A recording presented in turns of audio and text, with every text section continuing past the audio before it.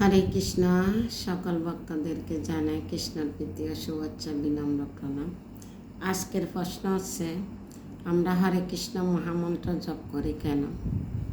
হরে কৃষ্ণ মহামন্ত্র হচ্ছে কলির কলমশ নাশনম চেতদর্পণ মার্জনম। অর্থাৎ হরে কৃষ্ণ মহামন্ত্র হচ্ছে এই কলিযুগের সমস্ত কলুষ নাশ করে, চিত্ররূপ দর্পণ কে পরিষ্কার করে, কৃষ্ণ প্রেম প্রদান করতে পারে।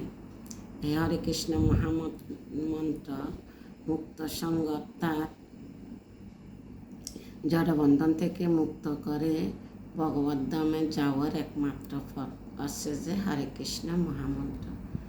হরে কৃষ্ণ, সবাইকে প্রণাম। আজকে বললাম হরে কৃষ্ণ মহামন্ত্র, আগে বলছিলাম হরে কৃষ্ণ মহামন্ত্রের অর্থ কী। আজকের প্রশ্ন হচ্ছে যে আমরা হরে কৃষ্ণ মহামন্ত্র জপ করি কেন।